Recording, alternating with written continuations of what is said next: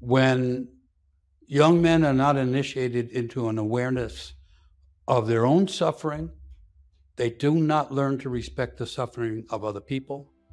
And when young people are not awakened to who they already are inside themselves, they can enact things that are not natural or not conscientious for them.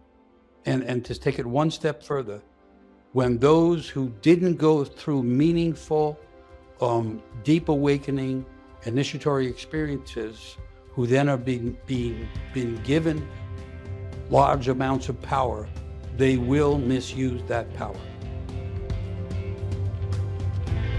Welcome to Men This Way. Well, today, welcome. Oh my goodness, I'm so excited. I'm off to a bumbling introduction immediately. I'm really excited. Today, Tate, we have an incredible guest, don't we? Indeed.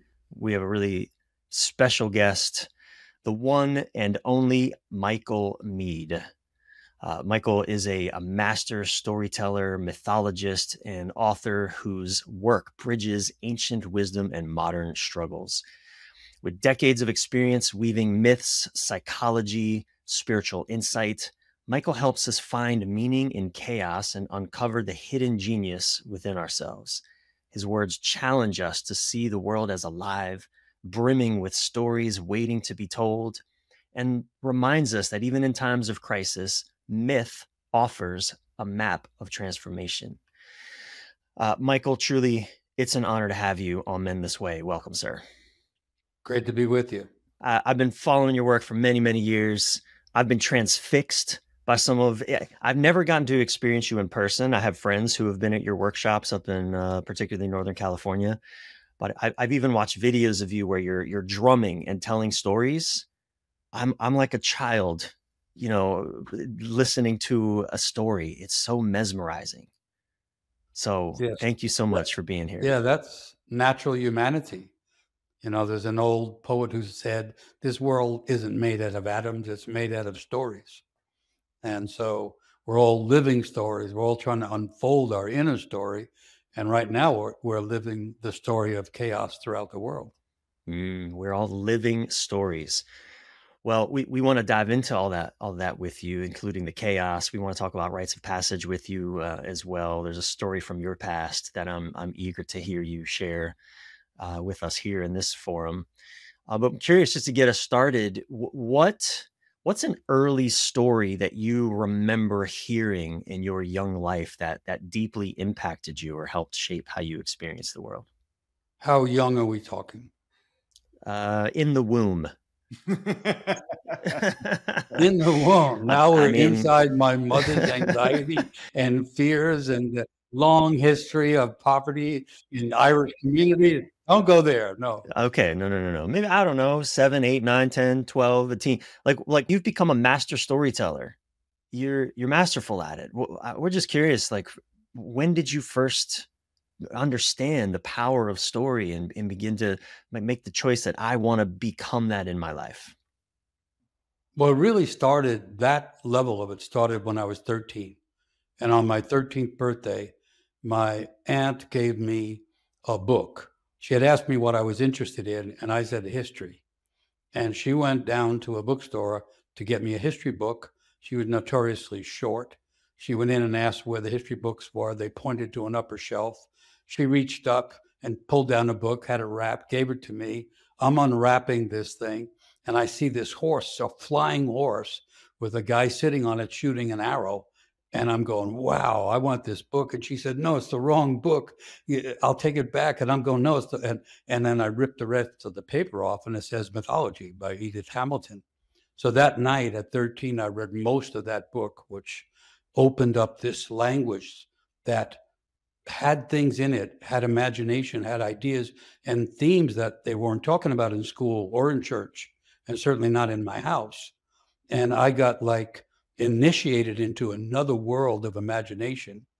And then I spent about 20 years forgetting about it, remembering it, and then figuring out how to live with that level of story. Yeah, you've spoken a lot about the importance of myth, and we've kind of opened this conversation because myth can be so helpful in helping us to navigate chaos. The world knows and has known and will know. Why do you think that ancient stories are so relevant in today's world? Myths in the modern world, the word myth in the modern world means something untrue. People are always saying that's just a myth. The word myth in its own origins, it means something closer to emergent truth. And so the deep truths of life, the universal truths, you don't find in the newspaper very much, and you don't find it online in the common news distribution very much. You find it in these ancient stories, which so that the example I often use is Icarus, who flies too close to the sun, and then the wax holding his wings on melts, and he falls straight into the sea. And so in the modern world, you watch rock and roll musicians rise to the top, and all of a sudden things start to melt and they go down. Hollywood starlets. Nowadays, TikTok influencers are very young and they rise and they go down.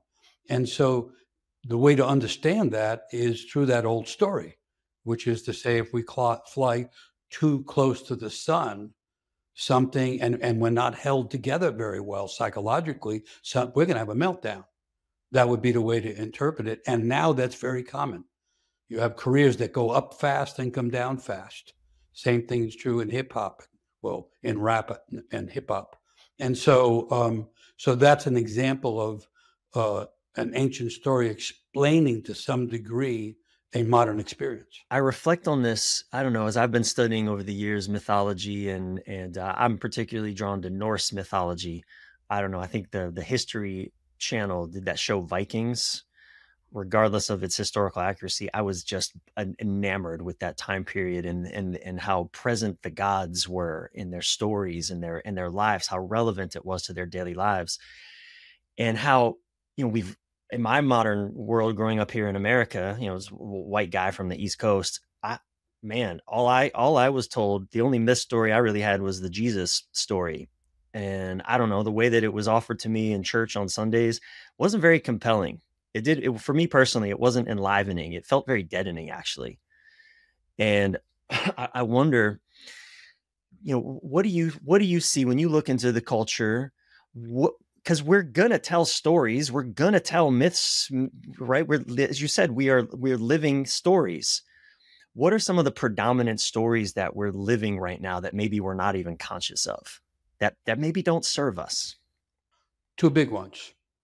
One is people think that it's right against left and Democrat against Republican and liberal against conservative and all kinds of polarized oppositions.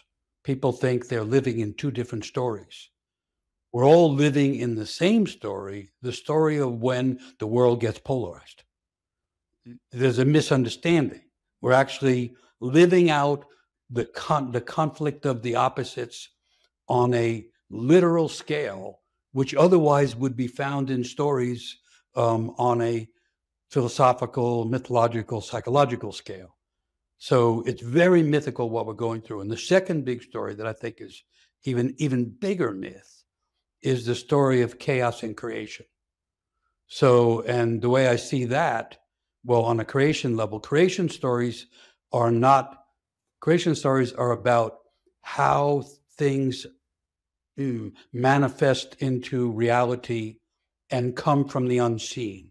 So the beginning of most creation stories is called chaos, but it's described as an endless extent of dark water. And from that dark water, there begins to be, in tribal cultures, it would be a sound that's resonating.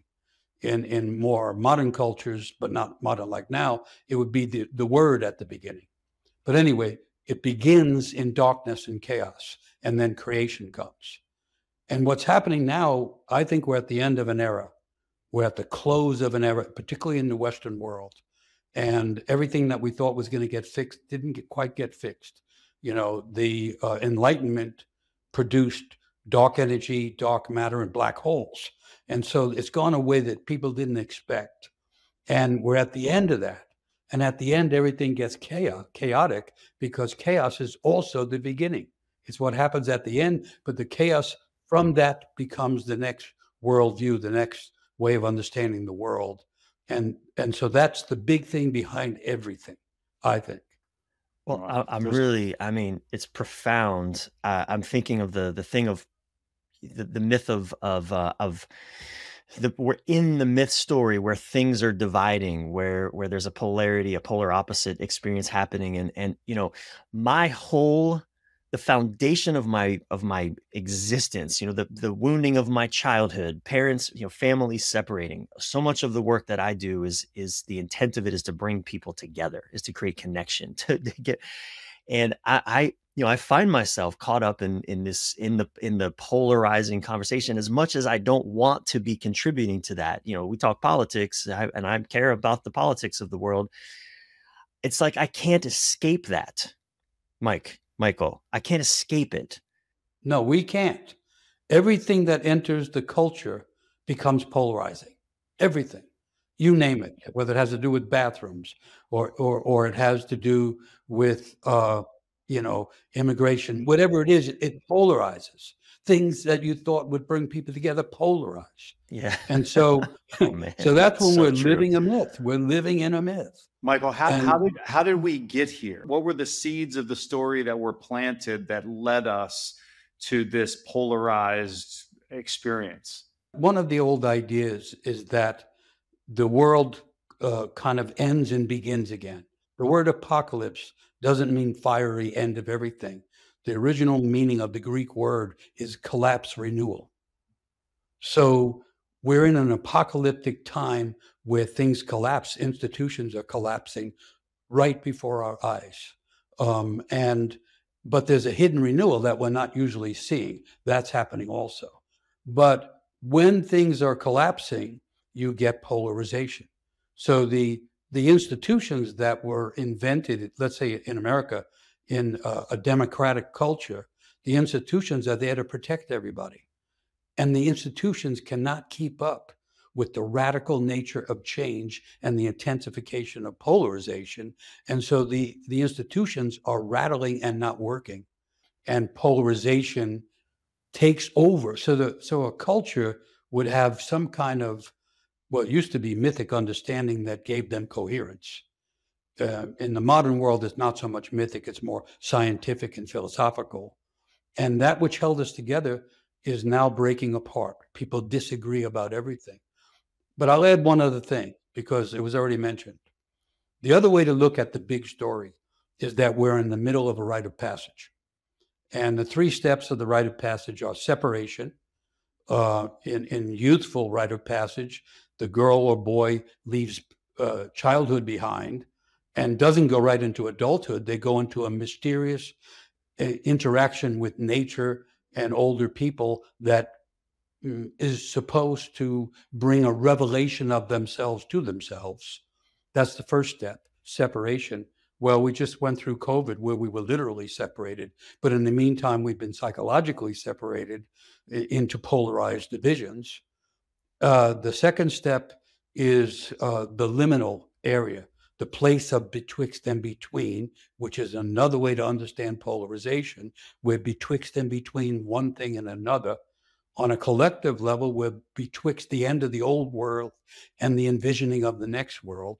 And that's the area of ordeal and descent, confusion, and awakening. And then the third step would be a return. If it's on a collective level, it's a little hard to explain. On an individual level, the return, the young person now comes back conscious and aware of themselves to be welcomed by a community that's waiting for them and wants to bless them for the becoming themselves.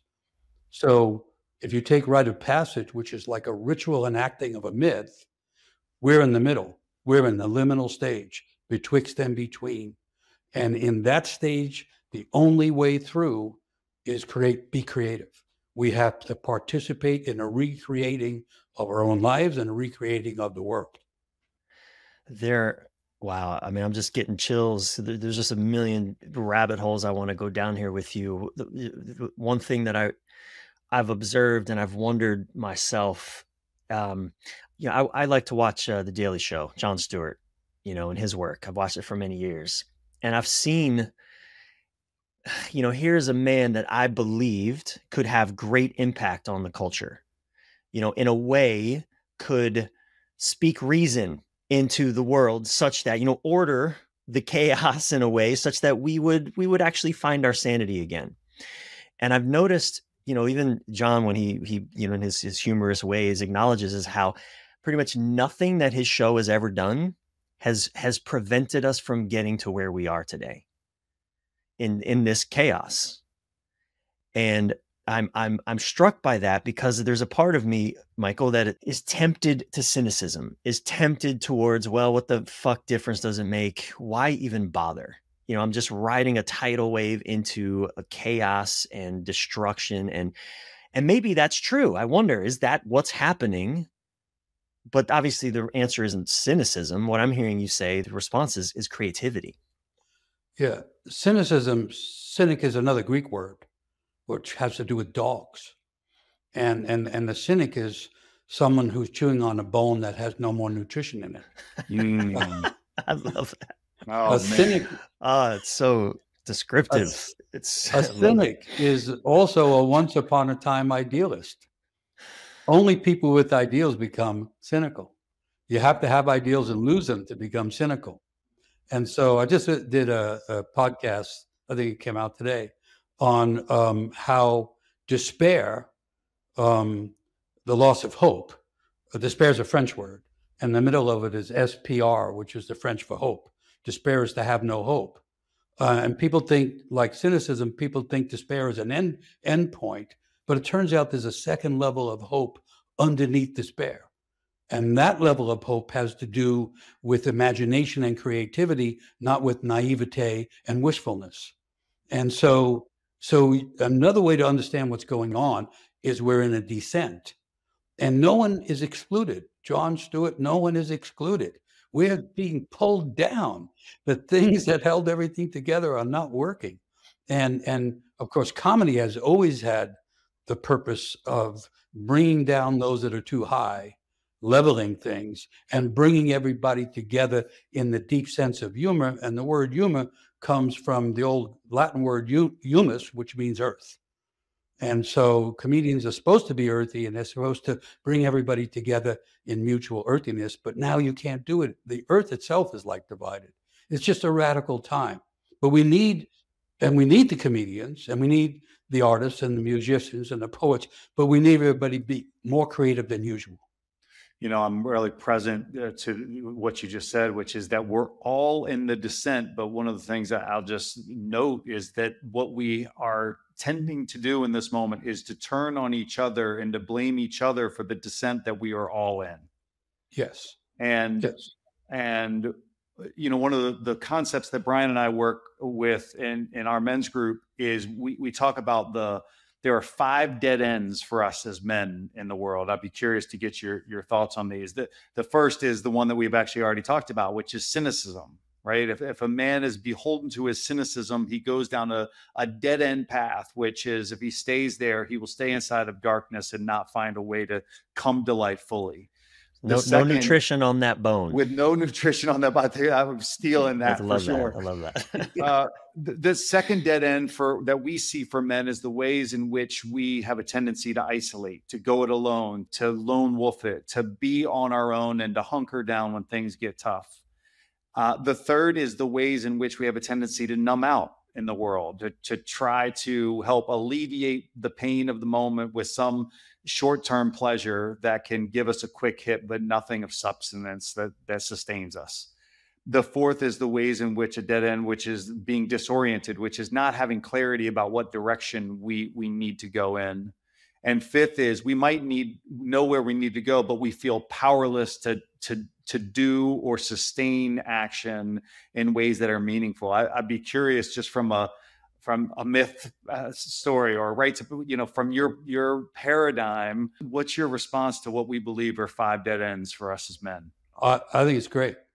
I think there's truth in all of those. The one place I would pick up a thread is in disorientation. I was involved with men's work starting, 35 years ago, when there wasn't anything going on. But we called it soul work. And the whole idea was that because of the dissociations inside modern culture that were there and now are worse. People are losing their souls, including men. And when a man doesn't have a soul, he becomes not just cynical, but typically crude or mean. That's where the bully comes from, and so on. So, but in doing that, I found that the step before finding a meaningful orientation is disorientation. And, when someone is lost, being lost is the way to being found. And so just to play with that a little bit. So when we were starting to do men's work, the idea was everybody comes and no one has a higher position because the soul is kind of an equalizing, connecting entity, substance. And the idea was for everybody to descend to the level of the soul. And so I agree with you. Those things are dead ends. And many men, I've been there myself, just spinning wheels or just casting blame because I can't find my way out.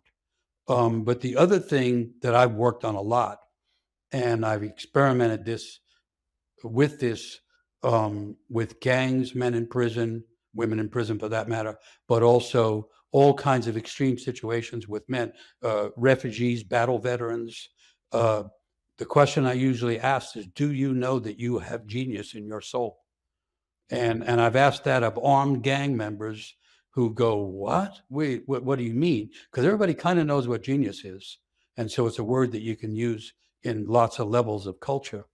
And the idea is when I'm disoriented, when I'm stuck, when I've gone numb, I have dissociated from something in my soul that is not just alive, it's uniquely alive.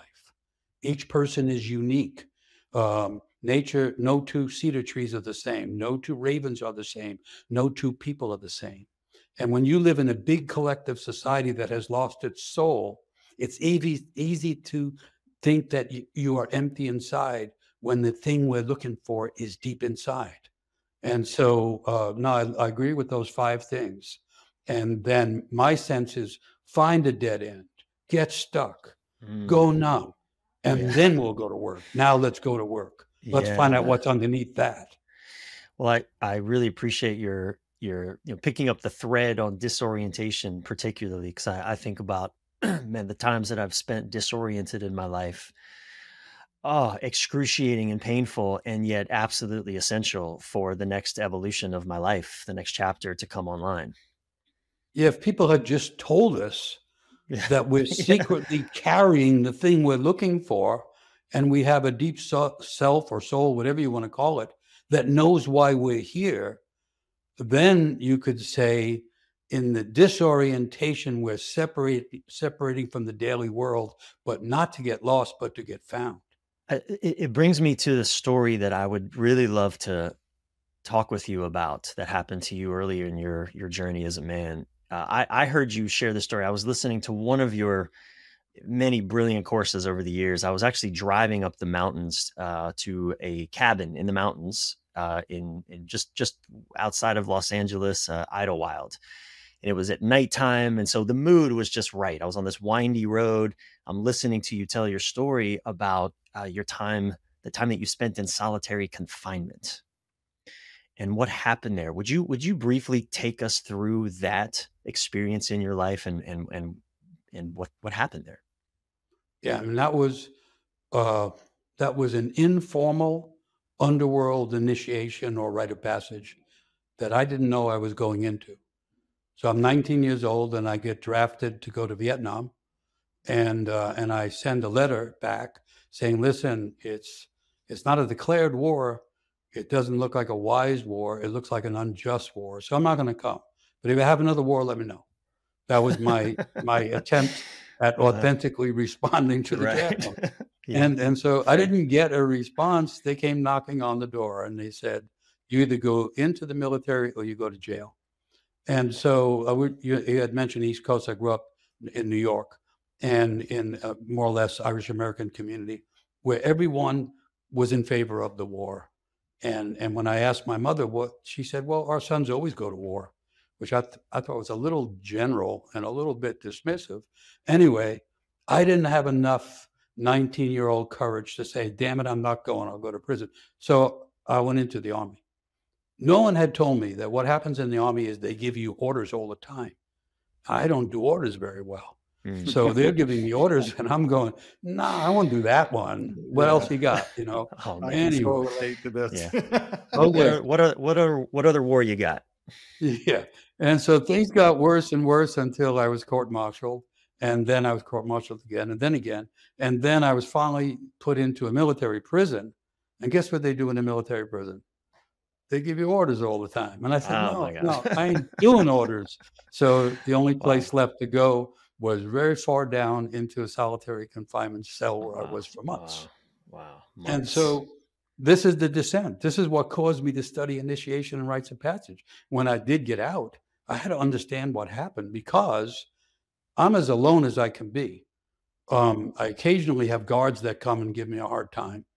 But otherwise, I'm by myself in a 9x12 cell that's really dark at night and only has some light in the daytime. And I go through every level of pain that I had ever experienced all over again. And I think I'm just going to die like this. And all of a sudden, I start having visitors in my solitary cell that were characters from myths, characters from stories like Odysseus and Athena. They would come and like talk to me. And so now I'm in a new level that isn't pain anymore. It's actually kind of brilliant. But I'm afraid, or I'm questioning, am I losing my mind? Or am I kind of finding my mind? And I decided I'm finding my mind. And so I took the advice of characters from myth, and I felt not alone in solitary confinement. I had a deeper sense of self that, in psychological terms, that was companioning me. And that allows me to survive it. And when I got out, I was looking for, how do I understand this? Because I'm now, talk about disorientation. I'm an utter stranger in a strange world. I mean, I couldn't connect back to my family. No one in my neighborhood understood what I was doing. And I was post-traumatic as well. So I began to study the anthropology of initiation, rites of passage. I began to study psychology. I went back to studying myth. And I was eventually put it all together as an underworld initiation that helped reveal something in myself that could not be rescinded or defeated or denied. And then that led me actually to become a storyteller and to work with mythology and to work with people in pain and in suffering and in states of rejection. You know, Michael, one of the things I'm present to, and maybe you don't see it this way, but what I'm present to is what you went through is an extreme example of an accidental rite of passage.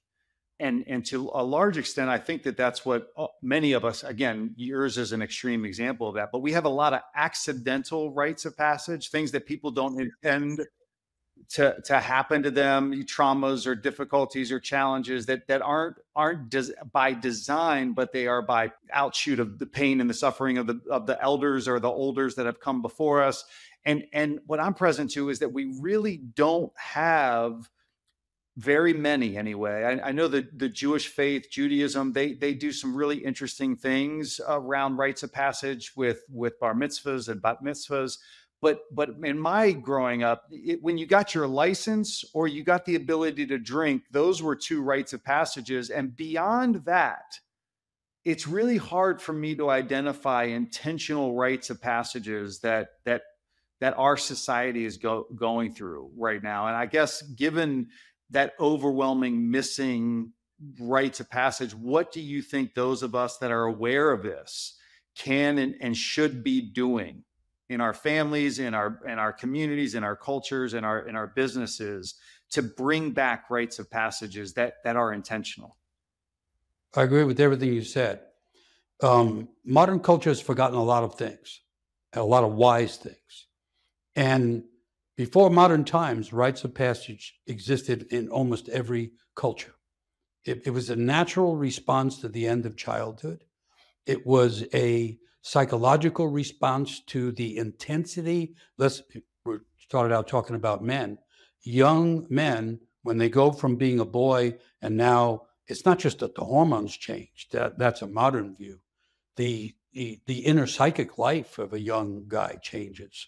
Young people begin to have big dreams when they're 12 or 13. It's supposed to be a step into a bigger life. And there is, when there's no formal process for that, then it has to happen informally and accidentally, because it is a necessary requirement for the human psyche. What's missing is something that's necessary. And yes, you can find some elements of it in bat mitzvahs and bar mitzvahs and in certain Christian things and so on, but they're mixed in with dogma. And so you're being fed a belief system when you're supposed to learn how to believe in yourself. And so it gets a little bit confused, because, so the closest thing I've seen to it in modern times is Vision Quest, because it's very clear. You're on a quest. That is to say, there's a big question about who you are, why you're here, and what you're supposed to do. And you're looking for a vision that informs that quest and questioning. And then it involves nature, which takes it out of the dogma world and puts it into the world of nature and the power of nature to change things. And then what's missing or sometimes present is the elders who actually understand that process, not just generally, but can specifically see how it's happening in that young person and help them put together the elements of vision and dream with the experiences that they're having, at that particular time of life. So Vision Quest is one way to get back to it. And the reason I recommend that more than other things is because of the role of nature. The elders or the mentors who would be guiding a Vision Quest have to have gone through something that turns them inside out. And so that they begin to know their inside so deeply that they can empathize, sympathize with the insides of other people. And that's where the problem can come in, as far as I'm concerned. If someone takes a dogmatic approach, and these are the steps, and here's how it works, then it may kind of work or it may not. The trick is that person who's going through the quest has inside them the dream that they're trying to awaken to, has inside them genius qualities that they need to live with, has inside them gifts that they need to give to life and other people, and has inside them pain and wounds that need to be healed somehow. And if people work with that, then you can kind of remake the rites of passage. But the engagement with nature is the part that says you cannot completely codify this. Nature's changing in ways that you can't predict, and the rites of passage have to have elements that you can't predict. Yeah, it's funny as you're sharing that. First off, I've been my younger days, and I wonder if this is true. I'm sure this is true for a lot of young men. I was unwittingly trying to initiate myself in various capacities. I once went and attempted to spend 3 days in a cave. My dad and my stepmom actually dropped me off at the front of this cave, and I walked like a mile into it. You could drive into this cave. It was more like a quarry kind of thing. Anyway, I was 19. I brought grapes and candles, and I had no idea what I was doing. I just, like, the initiation was on my mind. Let me go do this. And Michael, I was bored. I was so bored after 12 hours. I walked back out. I was like, screw this.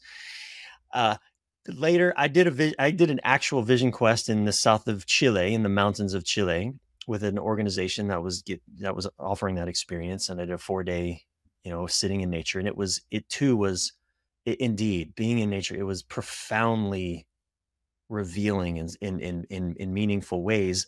And though I came out of that, there wasn't really anybody tending me in that experience, stewarding me. I was still kind of on my own, even in that. And then I came back into my world, back in America. Nobody even really wanted to ask me about it, I think, because it was just weird. And so it's like, I spent so much of my younger days clamoring, screaming out, initiate me. Nobody picking up the call.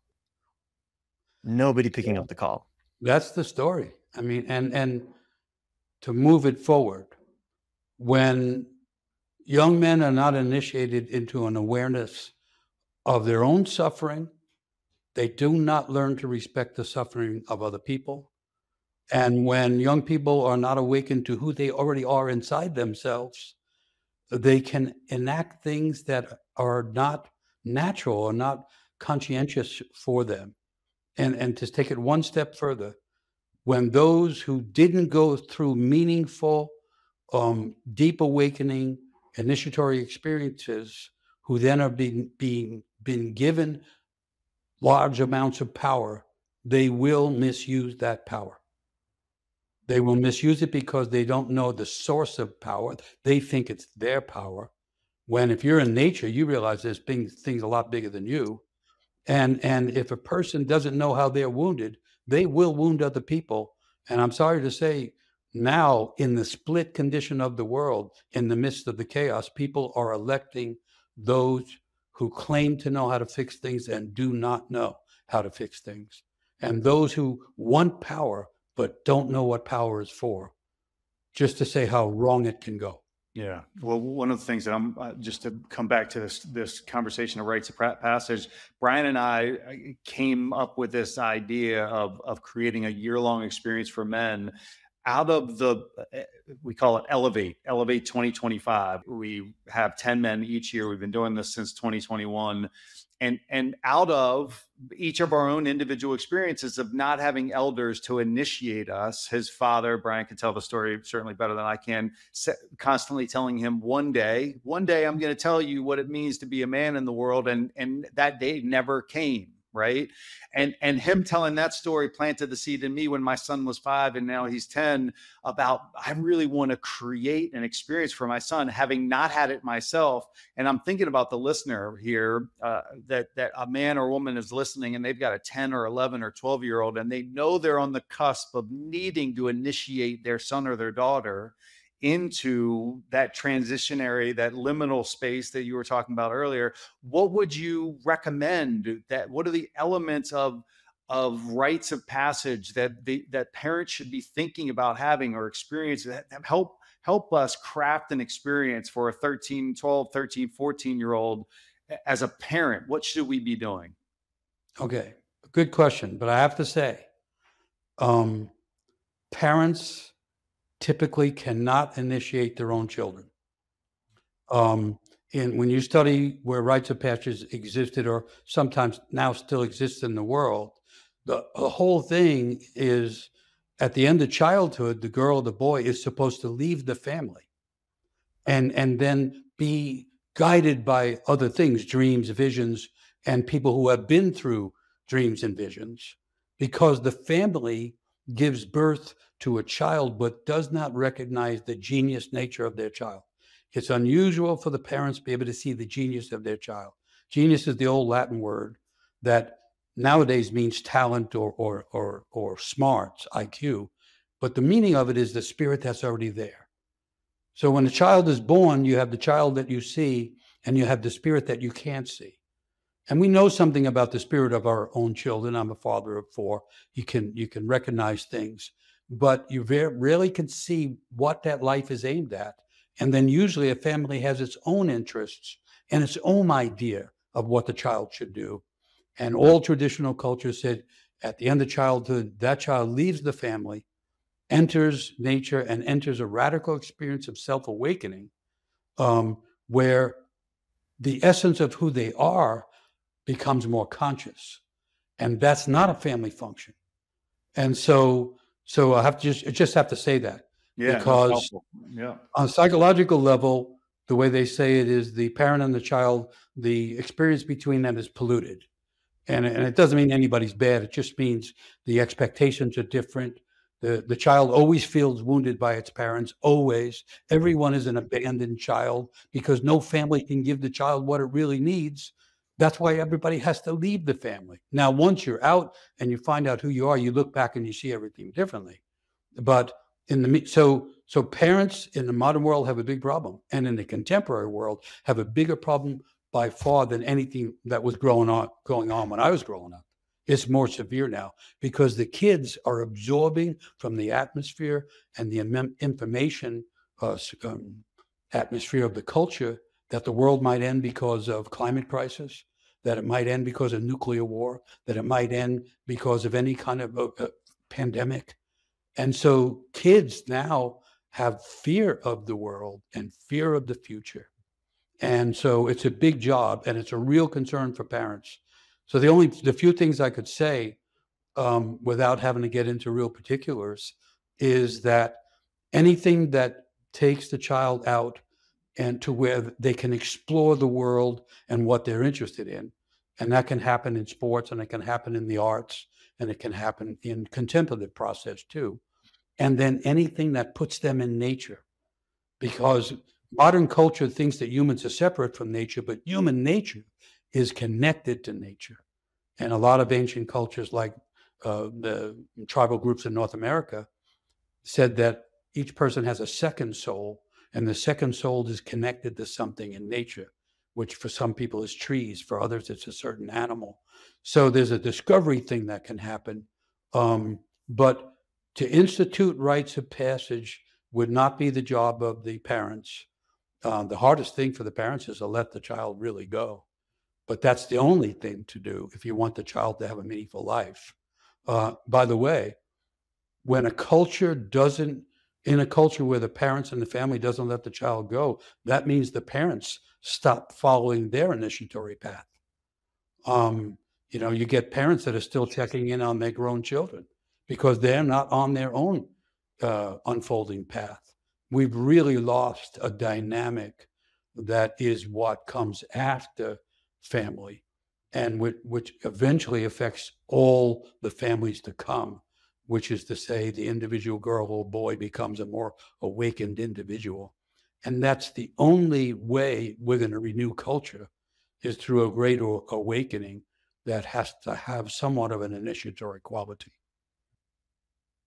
Oh man, it's fascinating. Again, just rabbit holes all over the place. I want to dive down with you, but I'm curious, Michael. Some of the elders that I've learned from over the years, Francis Weller, a brilliant man, brilliant teacher. They use this term, the long dark, to describe this time period that we're entering into, this descent, this collective descent, right? That we're all a party to, whether we like it or not. The long dark, something that will likely be measured certainly not in months or years, but decades, if not generations. I'm curious to hear from you. What do you think about this time we're entering into? Are you optimistic? Are you frightened for us? Are you concerned? Just how, as an elder, how do you hold what's happening for us? And you've shared a lot already, but I'm taking us a bit deeper into it. In ancient India, they called it the Kali Yuga. Kali meaning dark, and Yuga meaning long time. Okay. And so we're in the dark times. I think is a proper way I always refer it back to the Enlightenment. Remember the Enlightenment? They thought everything was going to be solved. You shine a light on it and everything gets solved. Right. And then they shined the light out into the universe and found dark energy, dark matter. They didn't find solution. They found mystery. And so the darkness is also the time of the mystery. And so we're really being invited back into the mystery. And the closest I can find to describing the mystery that has been the living mystery for humans throughout time is life, death, and renewal, or birth, death, and rebirth. And the darkness is the descent into the womb again, or the descent of the caterpillar into the chrysalis or the cocoon.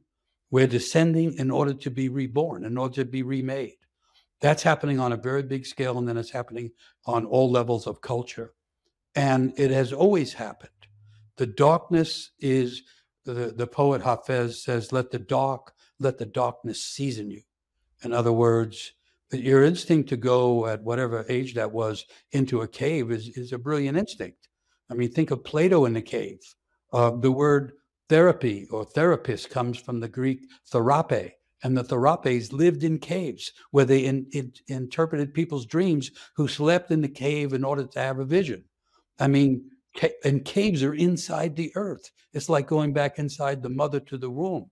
And so there's things that are waiting to be learned. And so am I afraid? Yes, I'm very afraid. And I'm real fearful for young people, because right at the time when it becomes most important that they have some kind of rite of passage or initiatory experience, they are given their own personal devices in order to disconnect them further from who they actually are.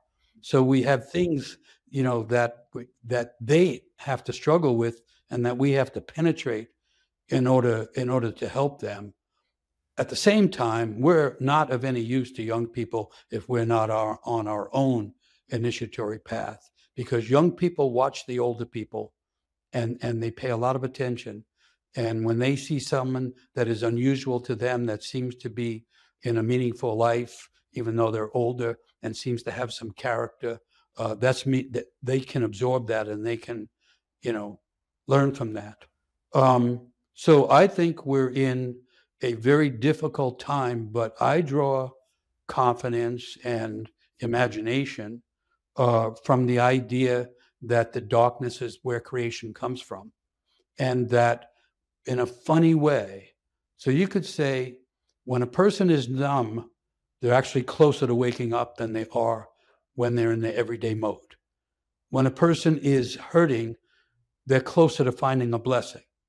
And when we find ourselves in darkness, we just have to remember that the soul used to be called the light hidden in the dark. There's our soulful aspects of ourself that have been trying to awaken throughout our lives, that tend to awaken in darkness. And so, and I'm not saying that I don't have concerns and fears. I really do. But what I went through in that solitary confinement had taught me something about solitude and darkness, and that things can appear and arise that I wasn't aware of, that turn out to be essential to my own way of being and seeing the world. And so I'm trusting in that. Yeah, and as we were talking earlier about these 5 dead ends that men find themselves in, whether or not the cynicism or the isolating or the numbing out, all of those things. One of the things that Bryan and I stands for is that men learn how to do 2 things: to be able to show up in their lives and to be able to speak up in their lives. And you are often known as saying that the world is alive and waiting for us. What, in your mind, what does it really mean to truly show up for the world in the way that you describe? I try to work at these things, and they're all hard or difficult to put into words. And some of them are ineffable, but you have to try. So I wrote a book called The Genius Myth, and I was intentionally putting together 2 words that are commonly known and equally misunderstood. One I've already talked about, where myth is emergent truth rather than untruth, and genius that I referred to. And so the idea is that each person is supposed to have a genuine awakening experience of their own genius. And once that happens, paths open up, ways of seeing and ways of being become more conscious. And once that's going on, then the next step is to realize that each person has a calling. Each person has a calling in life. My calling has to do with mythology, and it called to me from the right, wrong book that I accidentally on purpose received. The whole thing is right. The fact that my answer is no, it's the wrong book. No, it is. It was a mistake that was the exact right thing. And so the world does that. There's an old saying, it's not just that the wanderer is thirsty, it's also that the well needs to give its water to someone. And so the world is offering us things, but those 5 things you mentioned obscure the capacity to see and feel what's trying to come. So when we started doing men's work a long time ago, there was nothing of the kind going on whatsoever. And I suggested early on that we use the 3 favors of rites of passage, that we consider it to be a rites of passage. But early on, I realized that if I start saying this is a rites of passage and here's how we do it, I will have fallen into a trap, because then you have to expand on the dogma, and then you have to protect it. And so what we did was just, each event was brand new. And the idea that I eventually learned was, in the midst of an event, we usually would have about 100 men at a time, and it would be diverse intentionally.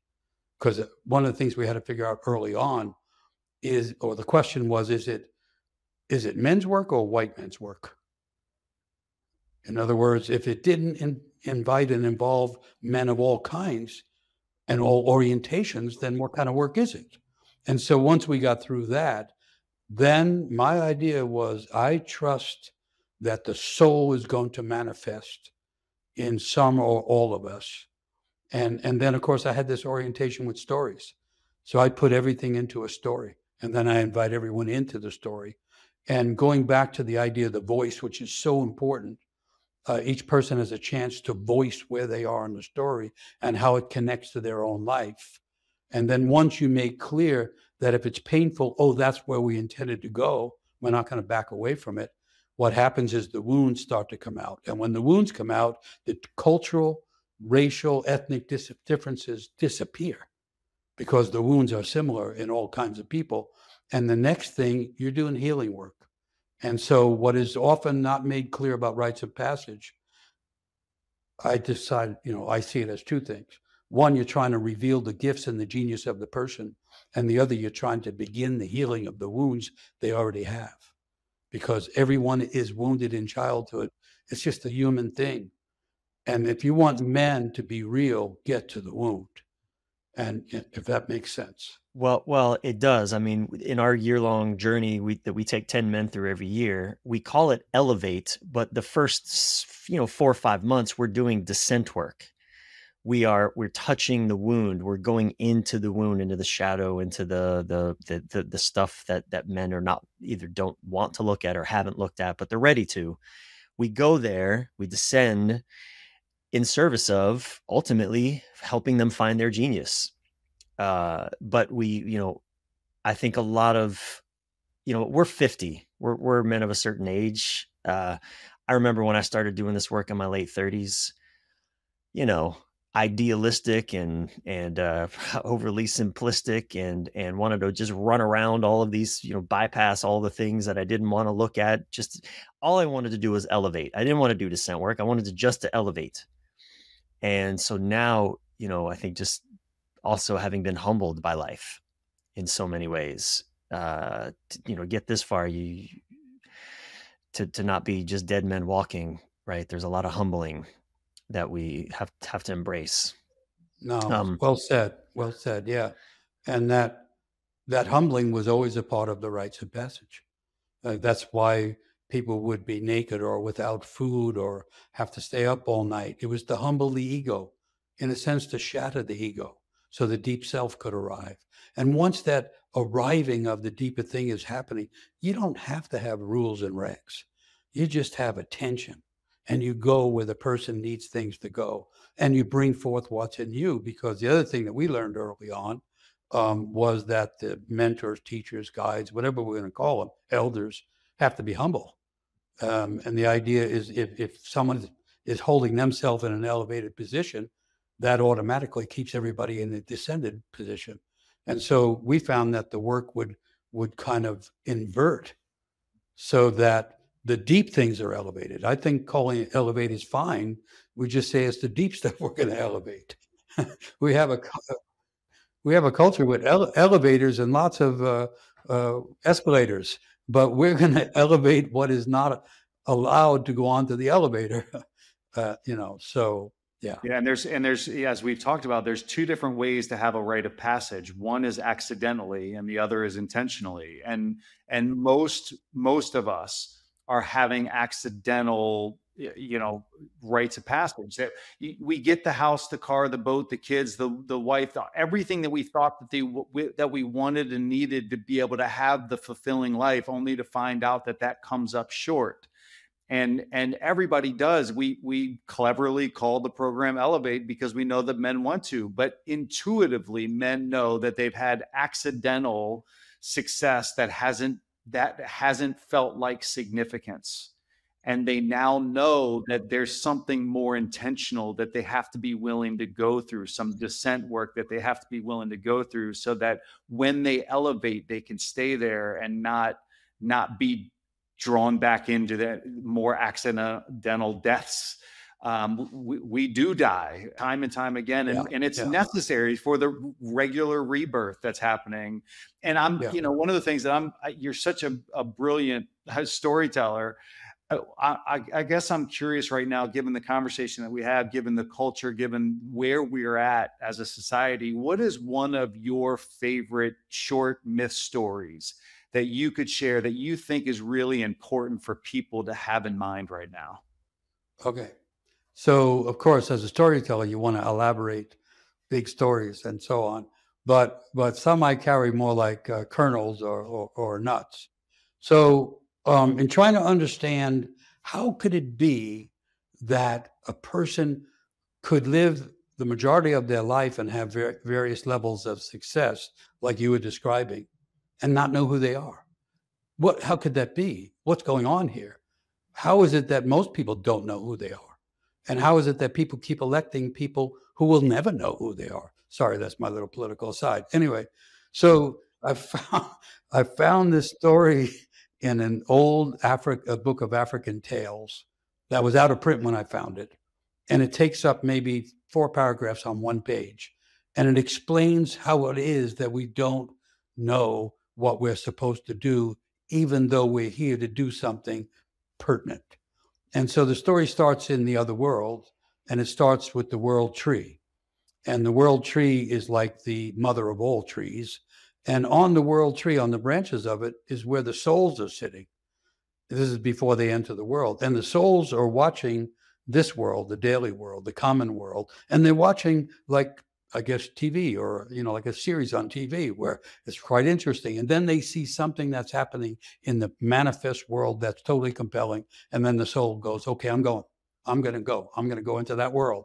And as soon as the soul decides to go, a spirit shows up, and the spirit explains to the soul, here's what this is going to be like. You made your choice based on an imagination you had, and now this is how your life is going to be shaped.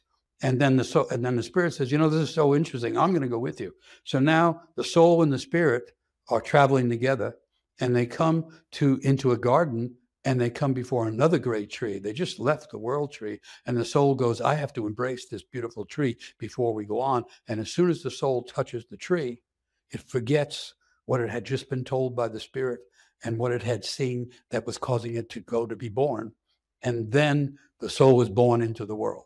So that's the most condensed story that I've ever found that explains why it is that we are aimed at something. I call it the destiny. We're aimed at a destination, but we don't know it. And when we're born, our family doesn't know it. They're just doing family things.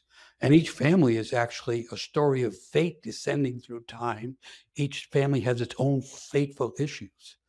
And then what happens in rites of passage, we are awakened to what we forgot in order to be born. Inside us is the knowledge we're looking for. Native American people called it the medicine you're born with. There's medicine inside us. And so, but we have forgotten it. And now in the modern world, people have forgotten almost everything. They forgot that the mystery was life, death, and renewal. They forgot that we were here to become capable of expressing love and feeling pain and being involved in healing. And they forgot we were all carrying some genius elements intended to be given to the world. So that's one of my favorite little stories that condenses a lot of philosophy. Yeah. And so each birth is a begetting and a forgetting. And then each rebirth is a remembering. And we remember parts of ourselves that were forgotten when we came into the world of time and place. And so it's all based on the idea there's something eternal or divine inside people, and not on a dogmatic, religious level, on a basic level that everyone's carrying. Modern science has figured that from the Big Bang, which was this bursting of a star in a sense, that everything that lives has a speck of that original star, which means there's a speck of star in everyone. And that's the light inside the person. And when we find that inner speck of star, suddenly we're not helpless. We actually know what to do. And it doesn't have to be a heroic thing, which is the other thing that's a problem in the world. People think the hero's myth is the only story, when there's stories where the person's gift is empathy. And their job and their calling is to sit close with people and feel their pain and help and empathize with their attempt here, to deal with their pain and deal with their awakening. And so science is actually catching up to this in some ways, but myth had it all along. I'm present as you share that with that Mark Twain quote: "The two most important days of our lives, the day we were born and the day we find out why." Yeah, and that's the calling. So here's a helpful idea in the long dark. When the world is in chaos, there's an acceleration of calling. People are resisting now the descent, and people are resisting the sense that this could all change. And people are terribly captured in uncertainty, and uncertainty generates fear, and fear generates exclusion, and on it goes. But the old idea is that in that darkness, something is trying to awaken, and in our own souls, any opportunity can be the opportunity to find our voice and to find our calling. And so they say now that a young person going to, higher education is likely to have 6 or more careers during their life, because the world is changing so fast. And so then my suggestion is, since that's the case, there's no given reason to study a particular thing. Get some general education and go on the second adventure. The first adventure is growing up. The second adventure, like you said, is finding out who you already are. And so people should be going into caves, and they should be going into strange practices and arts and all kinds of things, because the idea of finding a career and living it and getting the house and the 2 cars and everything, that's gone. It was empty all along, but now it's gone, and especially for young people. And so we're more, by necessity, we're closer to the calling and closer to the second adventure, the adventure of the soul, than we were 20 years ago. Yeah, that's it's so interesting. I look at my life trajectory, and I've done so many things in my 30 years of adulthood. I've forgotten half of my professions. And Tate, I don't think you dispute that. And I'm also thinking, Michael, what you just shared about, this election we just had, it didn't go the way I wanted it to. And I felt something switch inside of me I felt my calling coming back a little. There was a rise in intensity in my calling of sorts. So I find that really interesting, what you just shared. Yeah, I'm with you. I feel like rededicating to the idea of finding more ways of healing, and finding and maybe going back to working on the essence of rites of passage and figuring out, like you had asked Tate, how do we implement that now? And I hesitate to answer those things. First of all, I'm mythological, I'm not practical. Unless we're in something, then I can get practical. Sure. But also I worry about dogma, and I worry about just creating a new formula that's applied. I'm not a believer in the 4 steps or the 10 steps. I'm a believer in one good step or an endless number of steps. If you're dancing, you don't want to have just 2 steps or 4.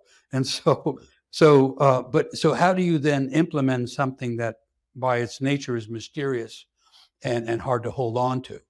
And one answer to that is arts and practices. So one of the things that became clear to me early on working with men, because we would do these really deep week-long things, and everybody would be totally transcendent, and people would learn stuff, and people would go back, and then they come back and want to do it again, and then it didn't work as well the second time. And one of the reasons was they hadn't worked with it enough to know how to take another step. And so then the question would be, well, what do we do then? And the answer would be, have an art, have a practice. One of my practices is writing. I mean, I write books occasionally. I write every morning, though. I write dreams down. I write ideas down. I rework an idea I already wrote down. I'll put 3 to 5 hours a morning into that before I look at other things. And you had mentioned drumming. I got stumbled into rhythm and learning about music. And when a person, one way to get out of cynicism is play some music, learn how to play music. It's hard to be cynical if you're tapping on cymbals and drums. You kind of lose that cynicism because you are carried by a different rhythm. So I'm now a lot talking about three things. One, find an authentic way to live, and then use arts and practices to sustain it.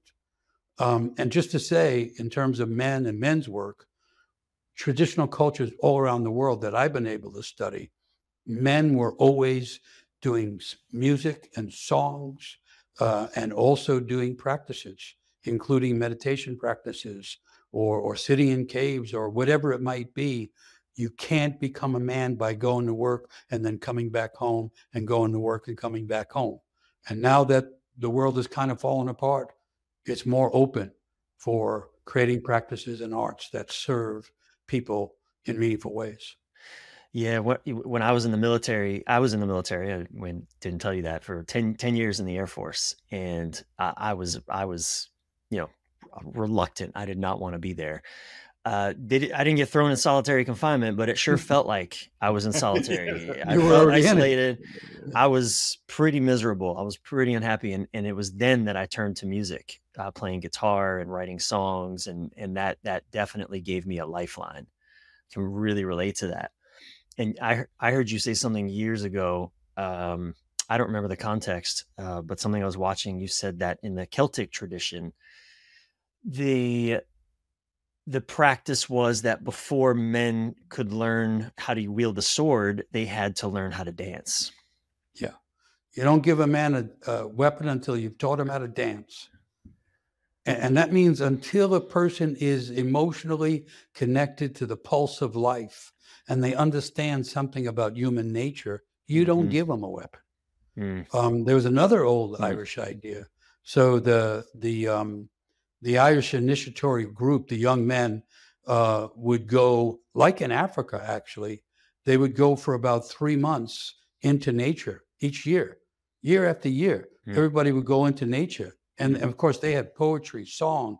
They had all working with all elements of nature, healing. They had all kinds of things to work on. And they would do it for 3 months every year, so that you had to keep at this in order to keep growing.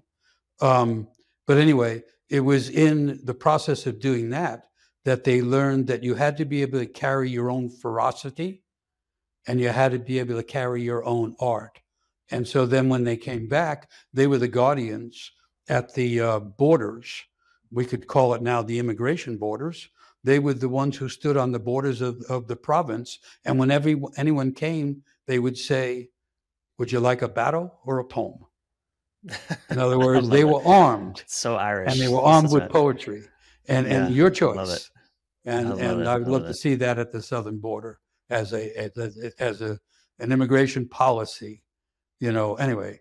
But that's people think you become a man by imitating people that look manly, when you're more likely to become a man by learning humility, like you talked about, and then learning some art and learning some practice that keeps us in touch with our soul. And someone pressured me once into saying, "Well, what is a man?" And the only thing I could say is each man is unique unto himself. And if you're not becoming uniquely yourself, you might not be a man. And that's different from following steps that other people might take. Well, this is such precious time. I'm so grateful for this time to spend with you, Michael. We live in a time where it is difficult to be optimistic, and with good reason. And the human part of me definitely has fear, concerns. I can't minimize the real world things that are happening. And at the same time, to talk with you and explore these ideas and even, I think that's the gift of, perhaps one of the gifts of myth and story, is it takes us out of time, right? It takes us into another, we didn't get into this, but Kairos versus Chronos time, it takes us into that Kairos time beyond time. And I find hope there. I find cause for optimism. In fact, not just cause for optimism. That's all there is optimism, because it's just the cycle. Like you said, life, death, rebirth. And I personally, I find that, deeply, deeply, deeply comforting in the. Yeah. And you could imagine that the more people who awaken, and awakening means feeling your pain as well as finding your gifts, the more people that awaken, then the less the period in darkness has to extend. And the world doesn't change because people agree at some committee meeting. It changes soul by soul, soul by soul. And so it's great talking with you guys, because I can Oh, tell Michael, what an you've been honor. doing the work. And so that's We're in great. it. We're in Yeah, it. it's great. It's We're in great. it. What are you excited to, what are you working on these days? What do you want our audience to know? How can they find you, study with you? Tell us, please. So we have a website, of course, mosaicvoices.org. We have a podcast comes out every week called Living Myth. I'm suggesting we are living in a myth, and we are agents of myth if we can awaken to the call. And then at the website, there's all kinds of, there's books and there's courses and things like that. There's also free things. There's essays and things people can read. But the easiest access is through the podcast, where I do try to, on a weekly basis, weave together contemporary world with the world of imagination and mythology and psychology. So yeah, that's that. And then what I'm working on now. So the next event I'm doing is called Arts and Practices, and I think the subtitle is something like connections to imagination and the roots of resilience and things like that. In other words, when we go down, we can follow like a taproot and get down to something we really need to grow the tree of our life. And then we go on from there, trying to suggest in each of the events where we find inspiration and imagination, and where we find ways to practice being ourselves, because it's not going to change soon. We're in the dark time, but what we do has an effect on how it changes. Well, I'm struck, just in a final thought. Tate and I, just earlier this morning, we recorded another podcast with Douglas Gillette, whom you probably know I personally, do, the yeah. co-author of King, Warrior, Magician, Lover, and other Right. books. And he also was talking about the importance of spending time in the imaginal realm, not imagination as in fantasy, as in not real, but in the imaginal realm. And I've heard you use that similar terminology, that similar instruction, if you will, or invitation to spend time in creative imagining of I don't know, whatever happens in those places, as a essential practice for these challenging times. Yeah, in modern parlance, imagination is a superpower of each individual soul.